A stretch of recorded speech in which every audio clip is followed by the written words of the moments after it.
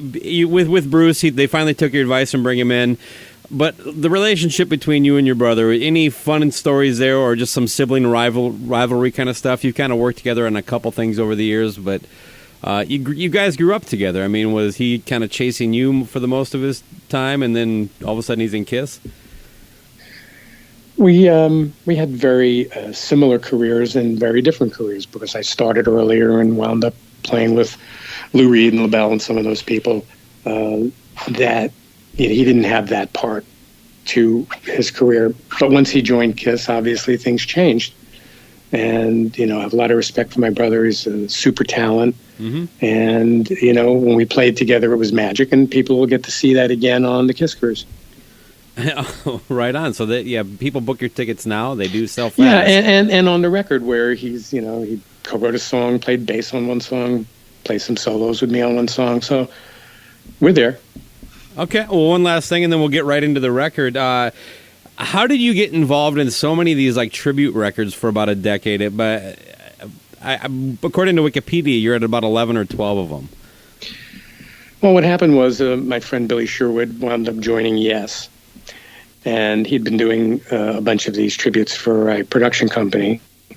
And so he suggested me to them, and they were impressed with the fact that because I had this huge touring career with Meatloaf and Paul Stanley, that most of the guys that we were looking to use were friends of mine or people that I'd met on the road.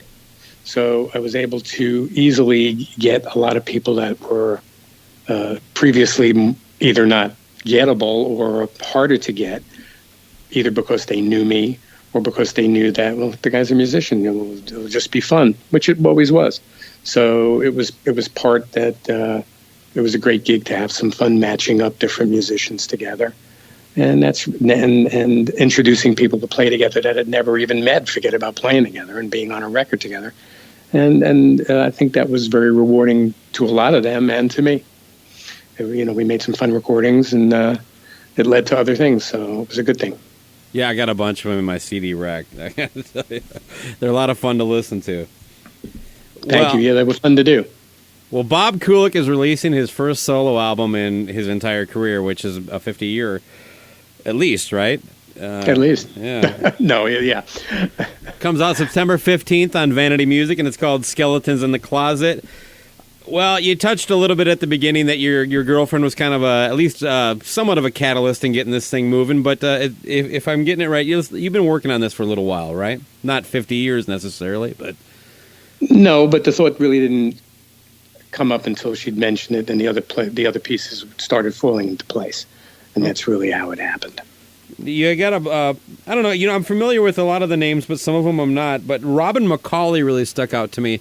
I really enjoyed the records he did with MSG.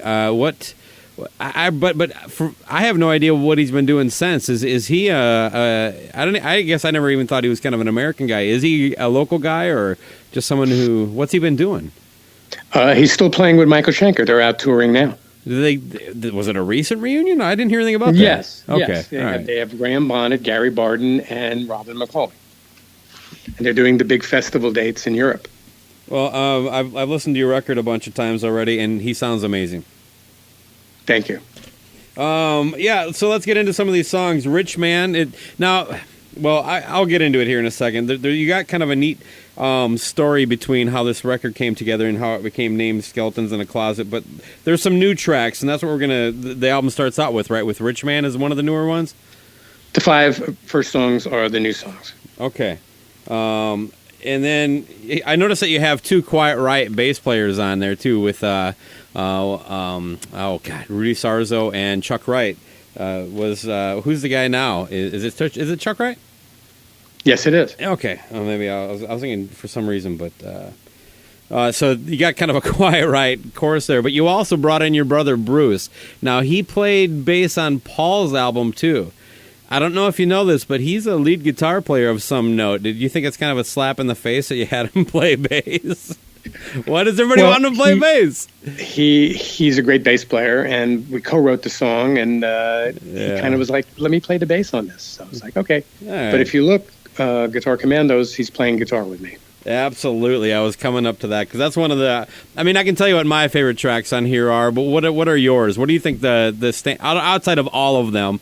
What are the ones that people should gravitate towards to kind of get a taste of what Skeletons in the Closet is really about?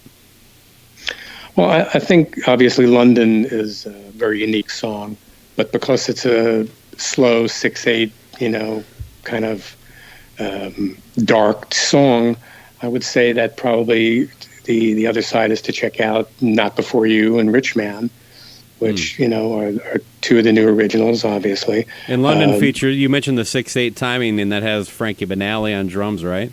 Frankie Banali and Dee Snider. And we may have heard of Dee Snider as on lead vocal. Right. Yeah. So, I love them all, but I guess those three maybe are my favorites. Yeah, okay. To me, the standout track is Player. That's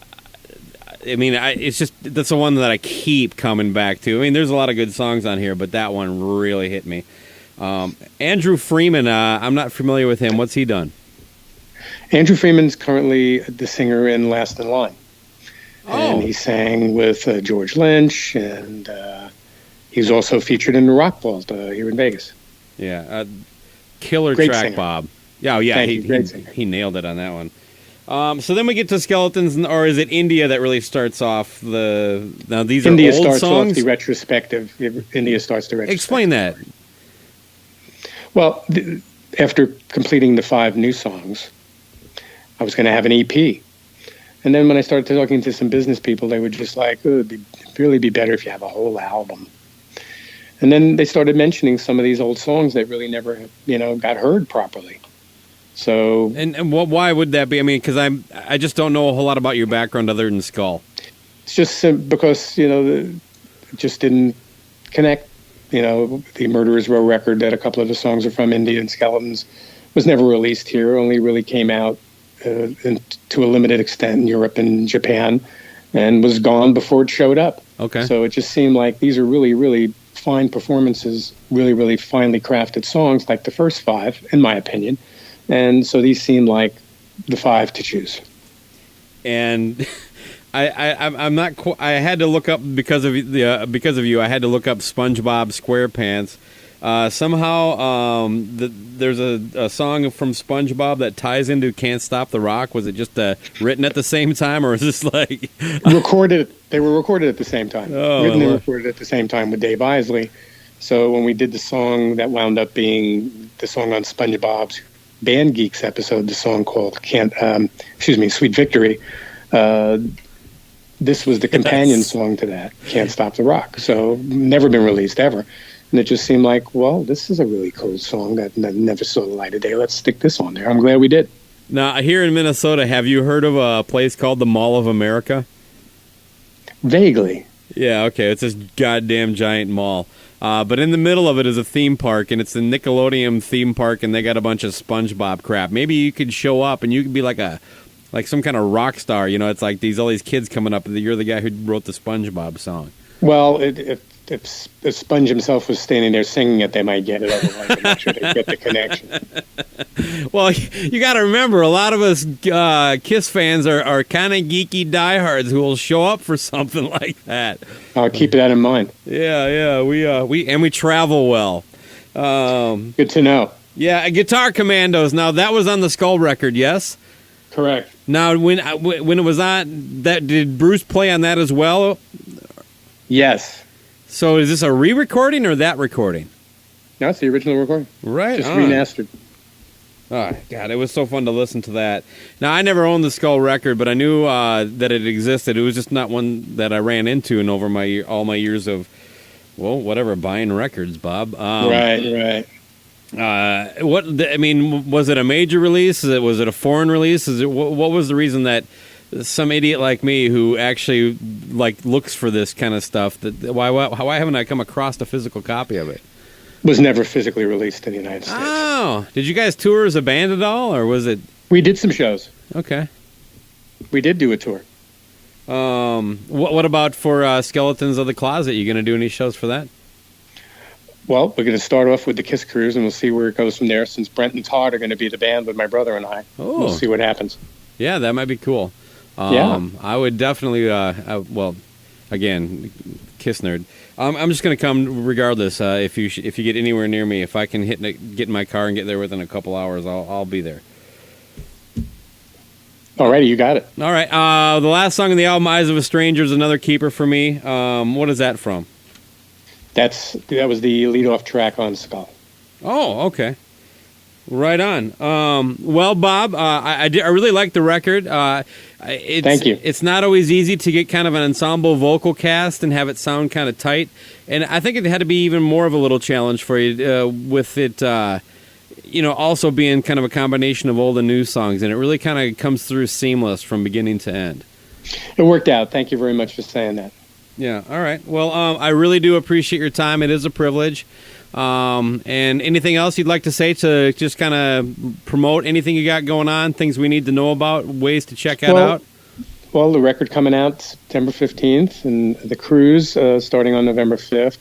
I also produced 4 songs on the upcoming Motorhead CD called Undercover, which is the cover songs that they did in their career, of which I produced 4 of those, including Whiplash, the song that won the Grammy. Okay. And down the road, I'm going to have some songs on Gene Simmons' box set that we wrote back in the day. Can you give me any scoop on that, like timeline, song titles, anything? Not yet, other than what I said. That's fair enough. At least it sounds like it's going to finally happen. I know a lot of people have been waiting for it. So, on the Kiss cruise end, real quick, are you playing like every night of the cruise, or how's that work? We're going to do one special performance. Okay, cool. So you clearly you still stay in touch with the guys and all that stuff, right? Yep. Well, like you said, you're friends, and you just kind of hung in there. Exactly. Well, good for you. Again, thank you for your time. Make sure everybody listening goes out and picks up Skeletons in the Closet on September 15th. And Bob, you have a good evening. Thank you so much for the interview. Great questions and great talking to you. Thanks, Bob. Thanks for your support. Take care now.